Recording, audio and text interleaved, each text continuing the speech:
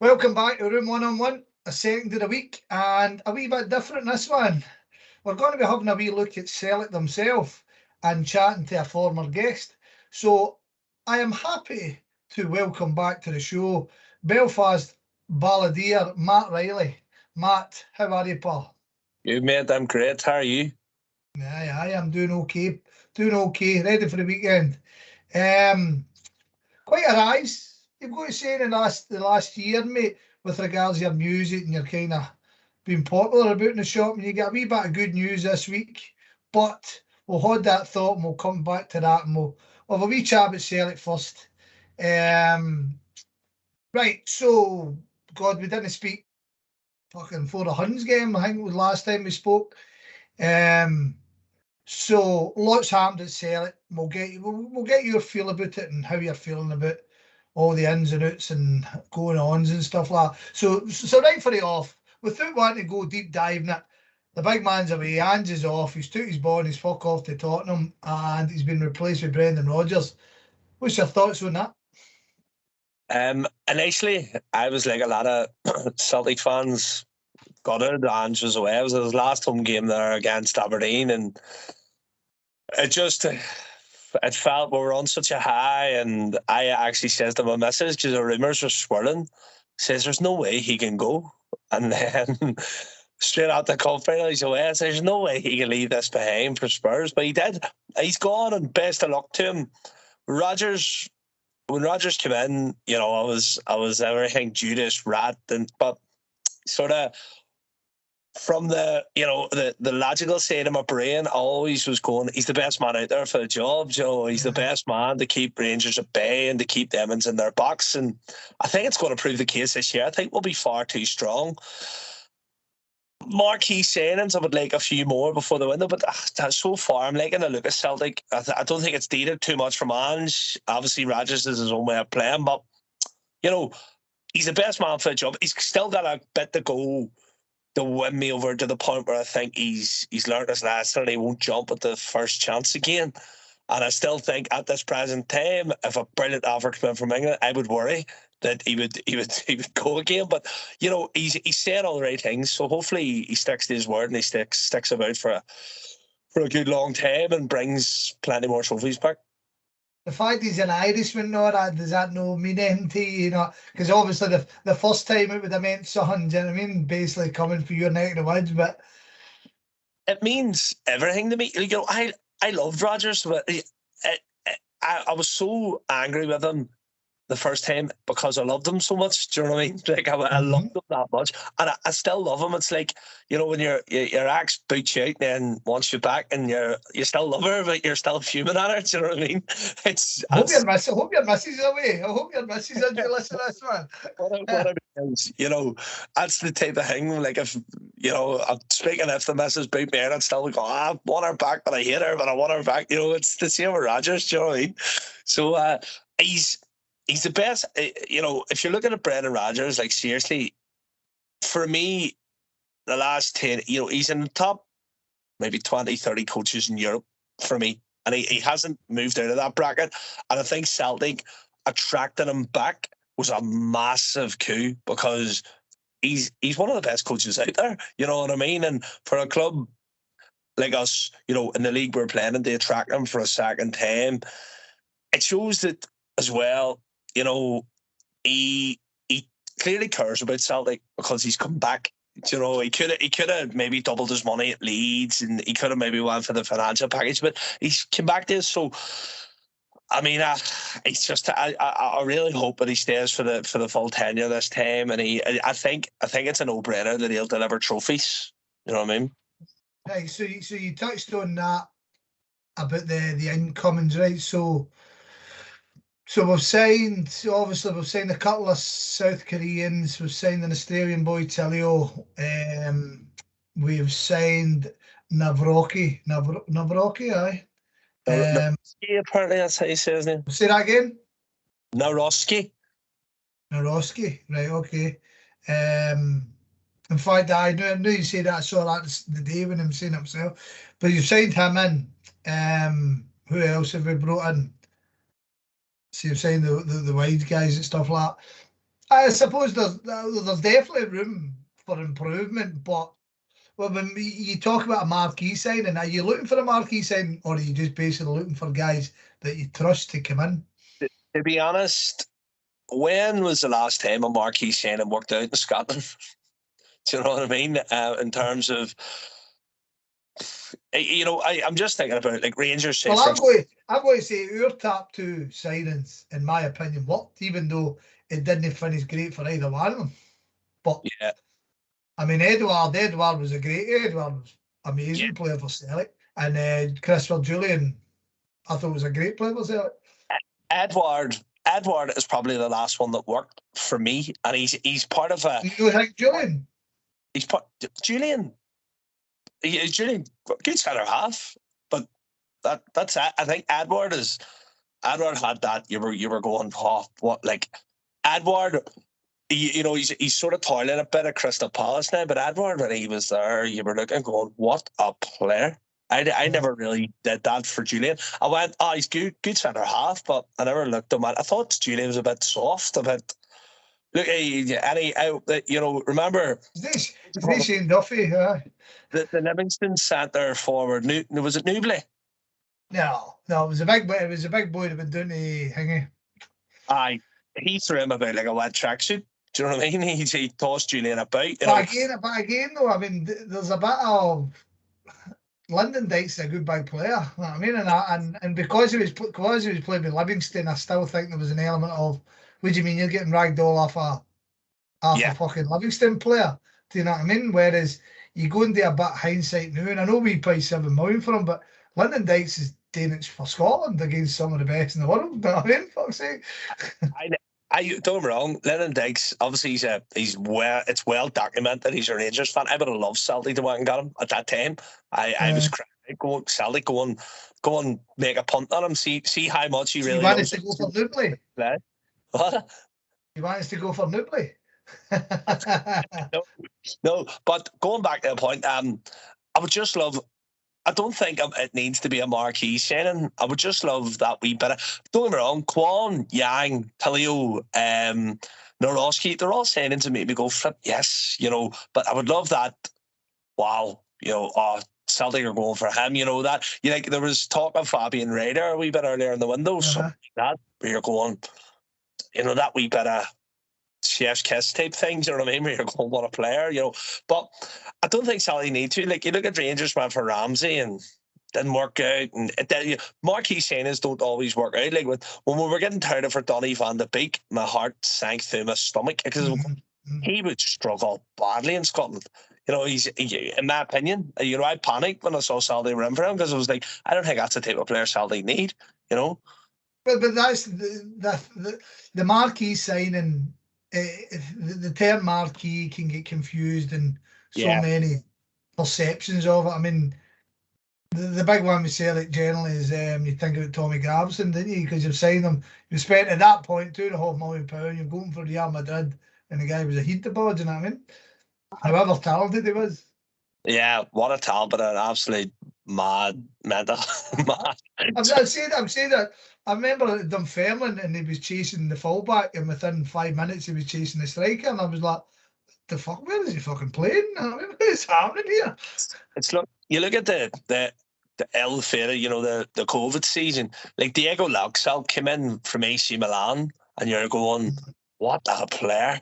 Shane Duffy, Premier League pedigree, and Shane Duffy's proved it after he left us because he went back in that Brighton side. He was great and played for Fulham. Now he's playing for what I'm saying is Shane Duffy's a great player, but he struggled a bit in Scotland, obviously for different reasons, sort of out with football. But Diego Laxalt, very clearly a very good footballer, but it doesn't always.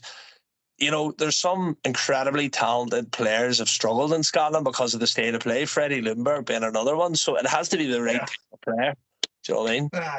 No, I do know what you mean. We forgot about Thiago Holm. Looking like a player. He looks a diamond of a footballer. Just through the wee clips, anyone can look good on YouTube, but did you see him, even at Ross County at 10 minutes, you just see the way he takes the ball. He looks class. It was more that second half against Bilbao. He looked a different level of player. So you see, I mean, I don't really disagree with you. I mean, we've actually done a decent outlay if you look at it. I mean, you spent 800,000 on the water to sign him permanently. Holmes cost you 2.5. Telios cost you 1.5 million, and the two South Koreans have cost you around 3 million.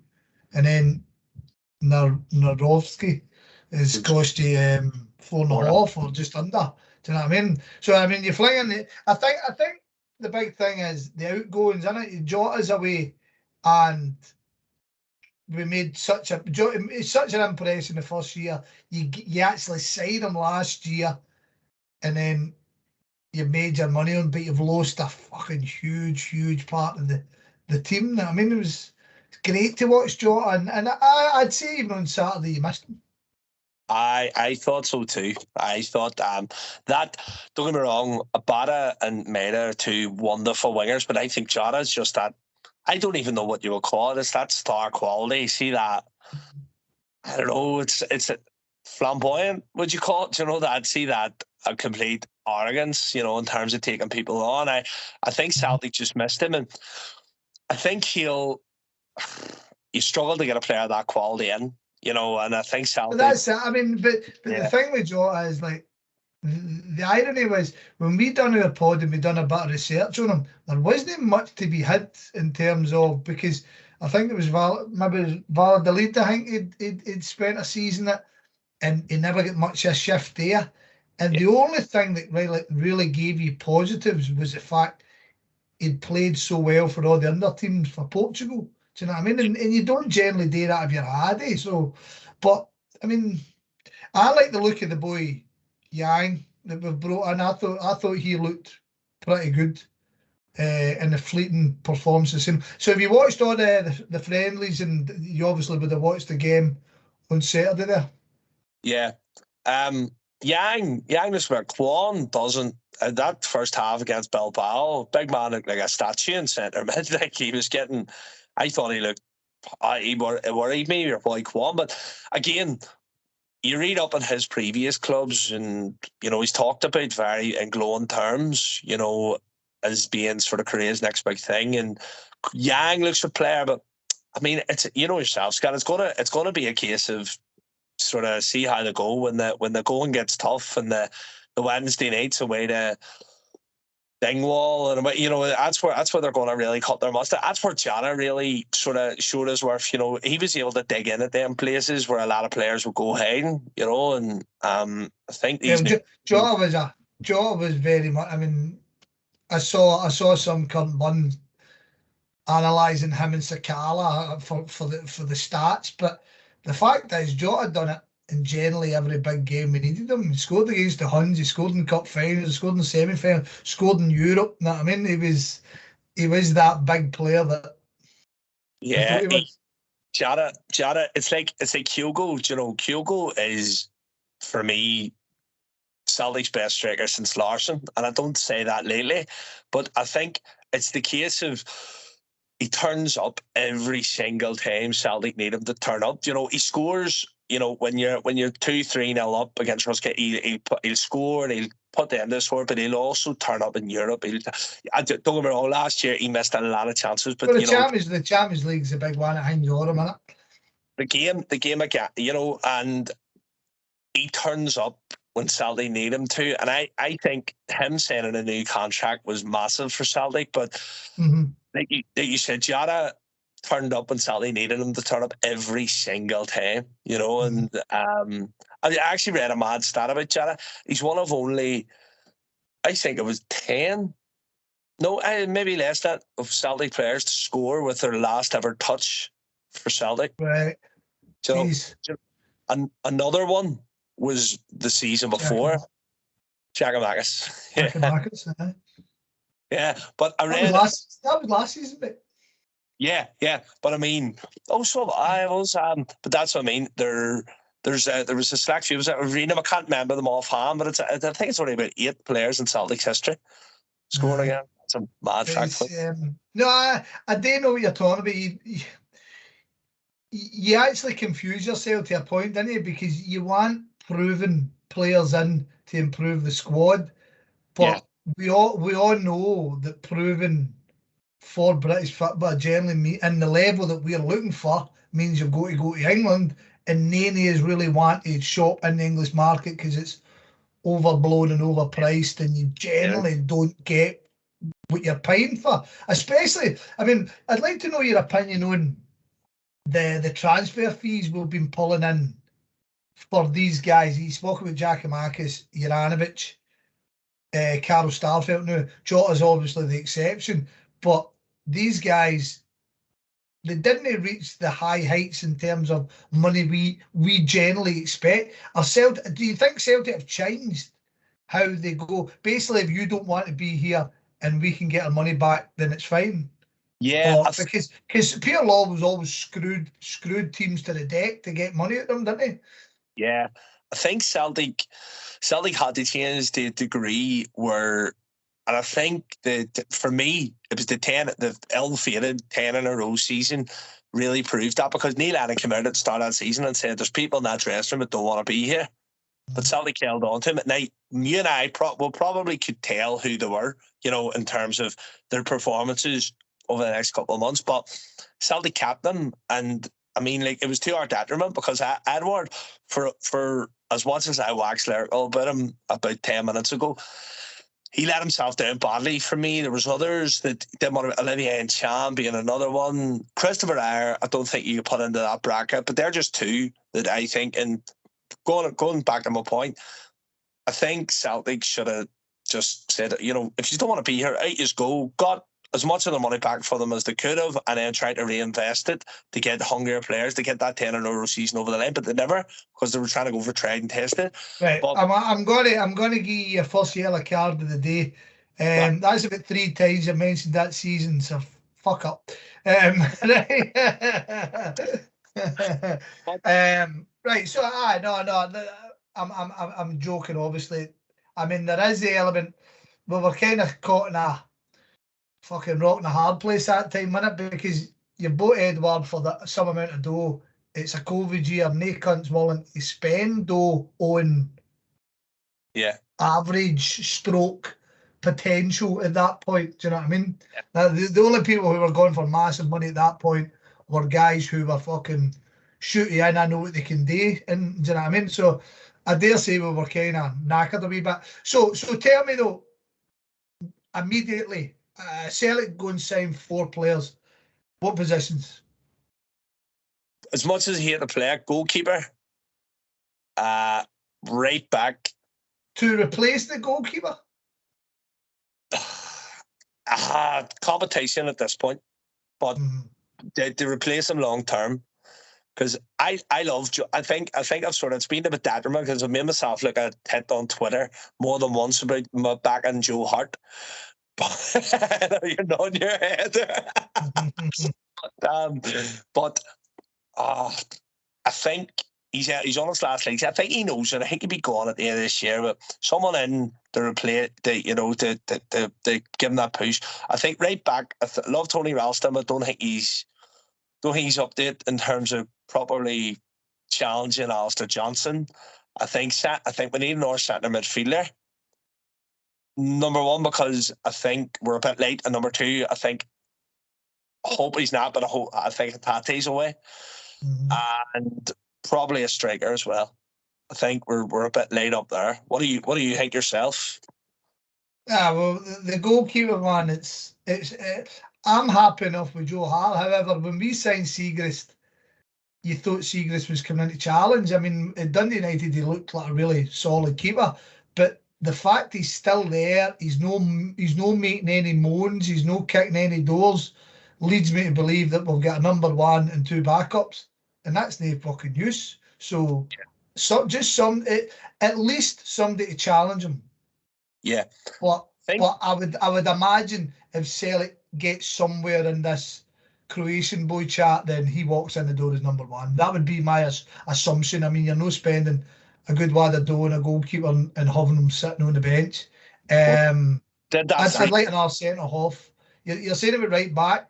I wouldn't be upset if we went and got a right back. However, I think Anthony Ralston has done enough to deserve another go. It's the same as the Taylor thing. I think Taylor's out of form rather than he's just suddenly shit, as a lot of people seem to be doing it. However, I could be wrong. You could be getting into September and going, right, we've made an arse of this, no replacing him. Do you know what I mean? Because I don't think, again, Bernabei's still to prove to me what he's got. Do you know what I mean? He's definitely got something, but if you're playing for Celtic, everybody's got something.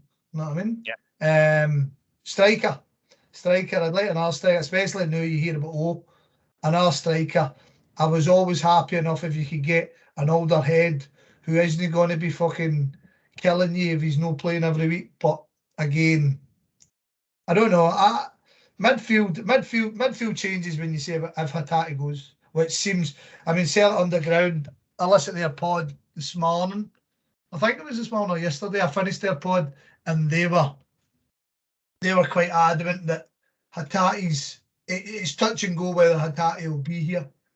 Yeah. You know what I mean? So, and I appreciate that they boys are hit and miss with the rumours, but they get information. I know that. So, I'd like another centre half as well. See the thing about the keeper. You made a point there. I'm interested to know your opinion on this. You say, we'll not spend a huge wad of dough on a keeper to leave him sitting on the bench. But that's what we did 3 years ago. You know, he came in as number one, but he wasn't good enough. That's what I'm saying. It's almost a case of no. But that's what are you talking about, you clown? The fact is, we bought this guy and we gave him every opportunities, didn't we? Until the day when you were like, this isn't working. And again, if you listen to the main show, well, ad nauseum, I've said I did feel for Barkas because he came in potentially the worst time. He couldn't see his family. He's sitting in a hotel room. He couldn't fucking train properly. Couldn't be his teammates properly. Don't get me wrong, Ange comes in with none of that and he still looked bloody awful. I hope Barkas' career goes better. I don't hold any grudges against him. That year that you keep bringing up was a fuck up. But if Celtic go and sign this boy that we're talking about, then I would imagine it'd be touch and go. You probably give Hart a game and a half, but the first mistake he makes. I would agree with that. It's just I just worry, you know, keeper's such a hard position to get right, and I worry that it's a case of be careful what you wish for because people are wanting hard out the door. I'm saying. So, but when's the last? Take Barkas out of the equation. When's the last properly bad Celtic goalie that we bought? Lucas Saluska. No, sorry, they took the number 1 jersey. Well, you're talking. We're all putting the arse with Barkas to the point that we're all hesitant to go and spend money on a goalkeeper because Barkas was so bad. Everybody's going, well, spending big money, doesn't he? Well, that's obviously subjective. You know what I mean? I think Celtic's got, like, Lucas Zaluska came in as a backup. Lucas Zaluska wasn't but he wasn't great. Scott Bain came in as a backup. I mean, you can back Rob Douglas, decent goalie, wasn't great, but you kind of go, when you've brought somebody in to be number 1, they've generally done all right for us. Barkas is your exception. I think we were lucky that we got Craig Gordon when we did, you know, when he was coming back, because when Forster was going and he was that steady head, and I thought it was class, and I still think he's class. Yeah. Still think it is. Gordon was a great goalkeeper for Celtic. But how many times, though, have we watched clubs go and spend decent dough and relative to their situation on a goalkeeper, and the goalkeepers immediately made a difference to them? Yeah. Liverpool's one. I mean, I'm no advocating sell a stadium and buy fucking an £80 million goalie, but in general, you know what I mean? Man City being another one, you know. Kepa's obviously the guy that disproves that, but this Croatian fella does look the part. My worry would be if a Turkish team can't afford them, how do we afford them? Because they Turks have got a fair amount of lad. You know what I mean? 100%. You know, you've got me there. I'll give you that one. I don't know. I mean, there wouldn't be. I'm for however much football I watch. There's no. I can't give you 3 goalkeepers right now that I would go, yes, give me him. Yeah. And that's, I mean, you yourself, you played goalkeeper, you've kind of got that goalkeeping background. What about yourself? Would you, anybody have to tap your head? Nah. Honestly, the Croatian There you go. I'm glad people Croatian fucking tuned into this. Croatian boys probably the only one. Because you look like down in England, even there's no one Sally could afford. Like there's nobody. The Croatian boy is probably the only one because he's the right fee, he's the right profile, he's Sally Van got him brilliant. But if they don't, I would worry if they would try and go and get someone else because I don't think there's anybody else out there that would probably be an upgrade on Hart right at this moment in time. Do you know what I mean? The thing that we have though, looking at the weekend is, and I could be totally wrong, and I've already spoke to somebody who's got a totally different opinion, but Joe Hart on Saturday looked like a guy who didn't really know what was required of him.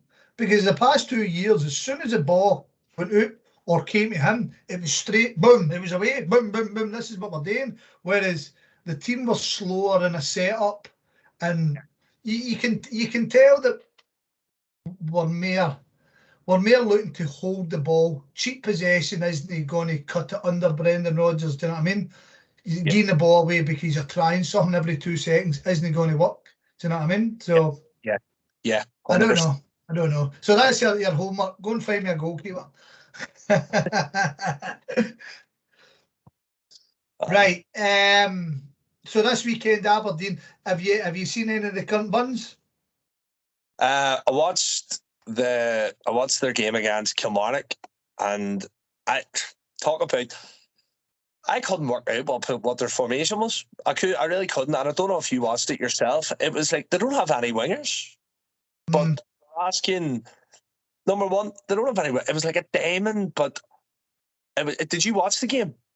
I watched it in so much. We had a wee party for the win, so we were sitting in the middle, and you've cheered the goal, but you're laughing at them. I mean, it's isn't it? I tried to watch them in terms of what way they set up, and I couldn't work it out. It was like a diamond, but it was like they played. It was like a diamond, but see the two centre midfielders, they were sort of asking them to do the work on either side of the pitch, so the left hand side and the right hand side, but it just looked like they were asking them to cover the whole side, and as a Kilmarnock, don't get me wrong, Rangers had a lot of ball, but Kilmarnock were able to play through them at times because they looked very open in midfield or something. It was when I watched it last night, it almost seemed exactly what you're saying, but obviously Barisic and Tavernier or Tav or whatever the fuck his name is, the two of them are basically do as you please. You're our white guys. Yeah. And see all the forwards have signed. Do you know? I don't know. They just don't seem samey. Big guys who are. I mean, they'll probably score a load of goals for balls getting whipped in. Do you know what I mean? I mean, they scored one last night, but that was fucking. I don't know what was happening, man. But I don't know. My natural inclination is to be cautious about them because it can't be as bad. I mean, last night I thought it was bloody awful, and it can't get worse. I can only expect they'll get better. And with our eyes on the third, I mean, that's what's that? 3 weeks down the line. Do you know what I mean? It's close. I can see them giving us hassle just because of the size of them. Yeah. But I agree with you. I can't tell you how they're playing because I don't really know. See, I'm no technical expert, right? But in my own opinion of watching football and thing, see if you're going to play your two fullbacks as they are playing, you need to have a three, inside. Well, if you're playing that defensive midfielder whose natural inclinations to come and split your centre halves, then yeah. But then that's the case. But against Kilmarnock, he wasn't even doing that. He was getting forward. He was getting forward, and he was sort of in the middle of their attacks. And I was going, good say, they do that against us. Celtic break quickly, I would imagine Kyogo would have an absolute field day, you know, and that David Turnbull especially were late runs because they looked very, don't get me wrong, I know what you're saying. You know, if they're playing two wide and two centre halves, what Lundstrom should have been doing is coming in there and just sort of sitting holding and then the two sort of split. But he didn't want to do it. I think Lundstrom had the most shots at all their midfielders, you know. So he was up that high, you know. So I couldn't work it out. And again, I didn't see them last night, but I heard they were equally as bad last night.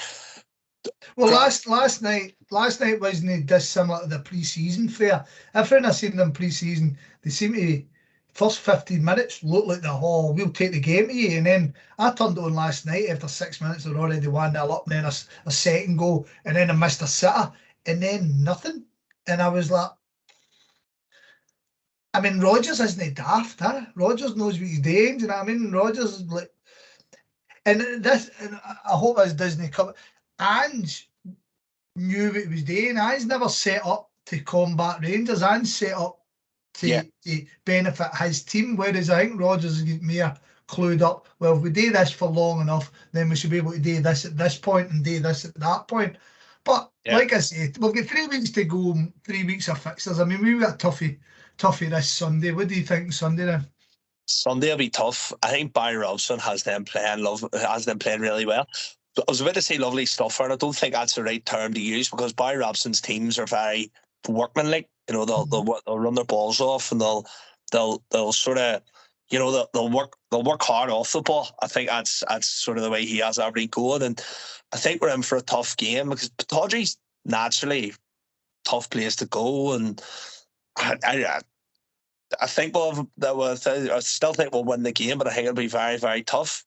I think it might be coming for doing my one-on-one with Gary for the ABZ podcast. He seems to think that it's very early in the season and they're missing a load of bodies, that it might come right time for us. Do you know what I mean? I think they're still looking to add to their squad, and it might come. I think the timing there might actually be bang on for us. That Duke's a good player for them, isn't he? So's the other boy, Miovski. You know, the two of them scored 18 goals domestically last season each. I mean, it shocked me as well.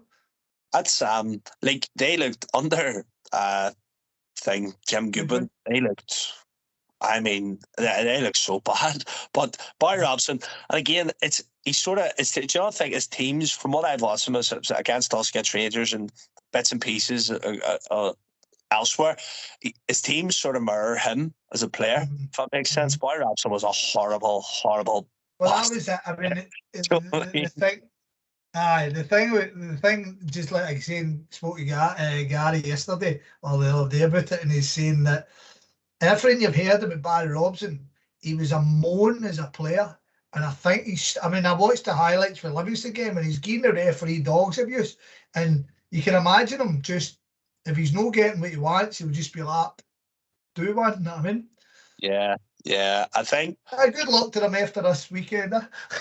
Yeah, they're looking to take Scales back, I heard, on the sort of grapevine. I think that'd be good for him permanently. Just get him up the road there permanently. Well, again, I thought Scales looked good in pre-season, but he wasn't there to be seen at the weekend. So. I mean, if you're going to, I think, well, according to Gary again, he says Celtic are looking for about 800 grand for him. So, and Aberdeen going to pay that. You'll probably, like he says, you'll probably head on loan the last day of the fucking thing, or the day before they play the Huns or something. He's saying he loved Jack Butler this time. His goal against him last year was unreal. Right, okay. So, that's enough of that. That's Celtic ticked off. Right. Let's talk about your big news. What's happened? I got the shout from Fela yesterday about doing a slat at the Wolftones gig at the Fela this Sunday. So I'm doing the opening slat from 4 till 5. So it's been a dream of mine. Right. I'll stop you there, right? For anybody listening who don't know what the Fela is, let's get a wee bit of background if you could. Yeah, so the Feel it's a community-run festival. It's a community-based festival in West Belfast.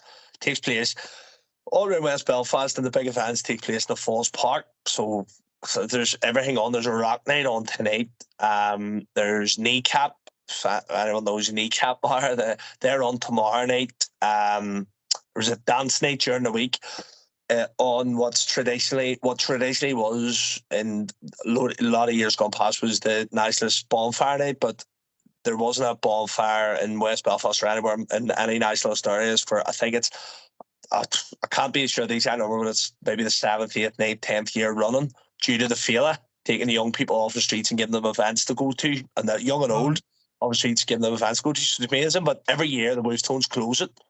So obviously myself, so the Wolf Tones close it along with Gary Ogue, Shabeen and Spirit are on this year at the Homebhoys, and myself. So brilliant news. Now you'd have been going all your life, Yeah. So it's a big thing for me, Scott, because it's in my own community, it's in my own backyard. I can hear the feel on right now. I think it's an AC/DC tribute actor on right now.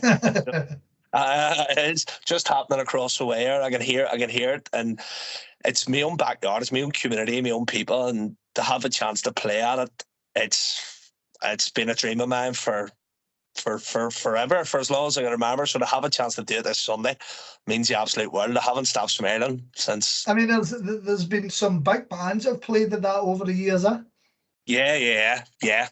Big bands. As I say, there's big DJs on there on Tuesday night there. There was the 80s, 90s night. There were like the ABBA tribute, Boys Life for over, Brian McFadden and stuff. Keith. So Boyzone, no Boys Life. Yeah. Is that no Westlife or Boyzone? Is that the two of them? That's the two of them. So it's a combination. Oh, sake, man. Well, you don't know Westlife. Why? They're class. They're class. But as you say, it's the whole festival from when it starts to when it ends. It's a pure community feel, especially about the road. Not even at the events, but about the road and the bars, on the streets, people walking to and from the events. There's also community-based things, like teddy bear picnics and face painting for the wins and everything. They had Jeremy Corbyn over as part of one of the nights doing a talk. There was doing a talk in the local college, St Mary's College. So it's got something for everyone, and I feel the time is one of my favourite times of year because it's just a community. It just gives you that sort of community feel, around the place. Everyone's happy. Everyone's, they're going to events. There's bars are buzzing. The whole community's buzzing in general. And the Wolf Tones night obviously holds special significance for me because I'm such a big fan of Irish rebel folk music, and I'm a singer of it myself. And I've been going to it, and to have the chance to perform the opening slat at it, just it's blown away. I still haven't sort of really fully took it in. It means that much to me, honestly. Brilliant, mate. Brilliant. I can tell you're buzzing about it. What's the old Pat saying about it? Is he buzzing for you? I phoned him and he said, "No, you're not." I was like, "I swear to God."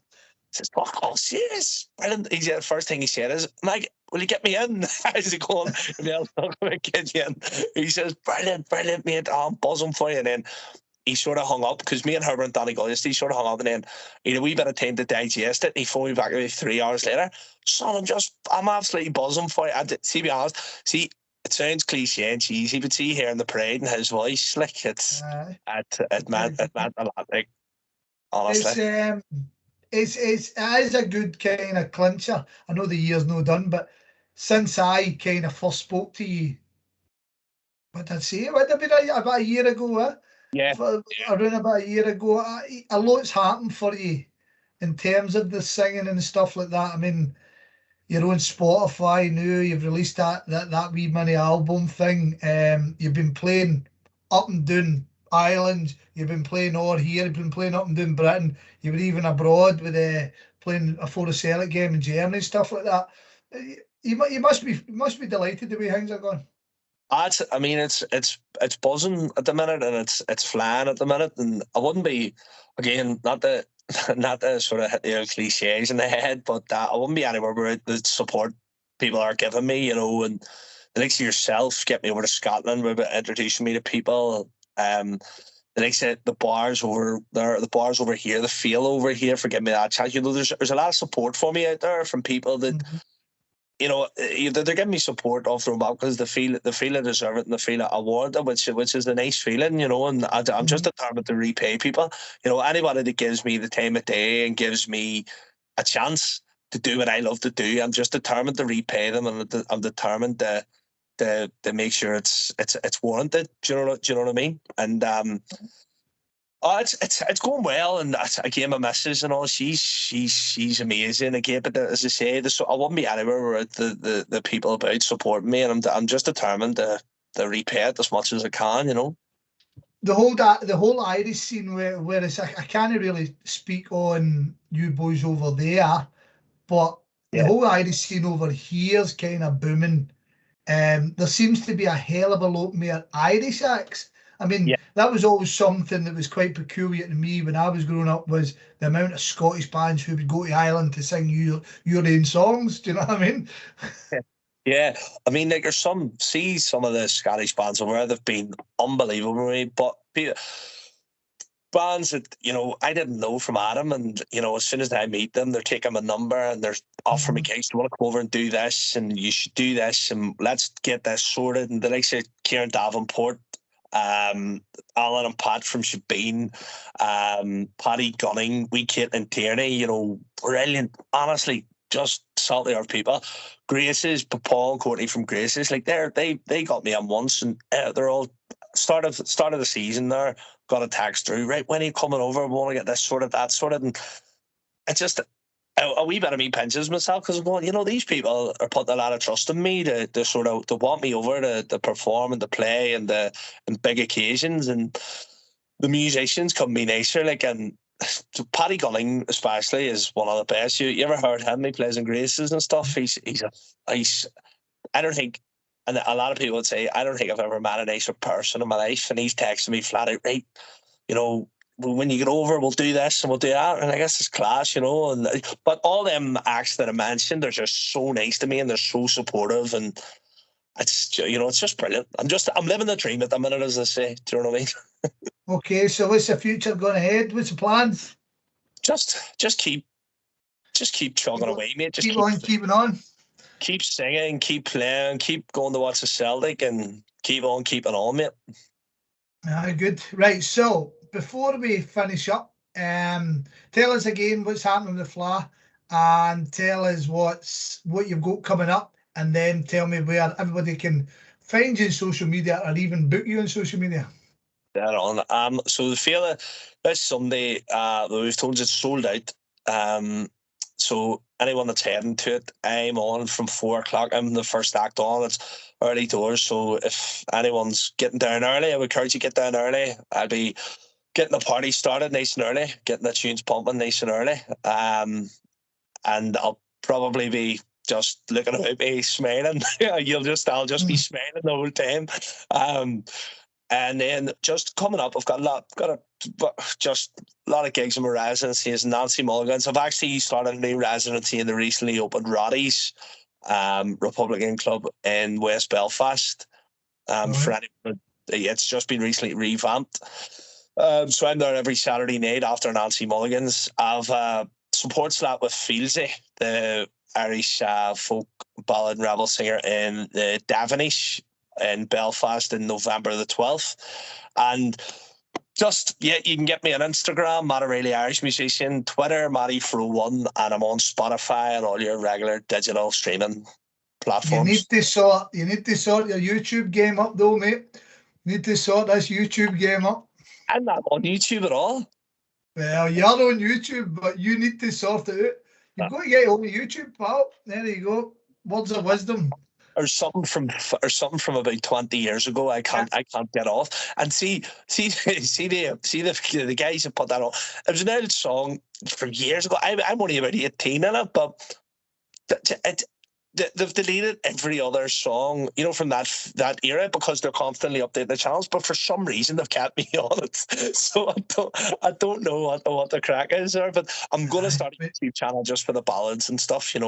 You need to get it up, mate. You need to get that YouTube channel sorted, bruh.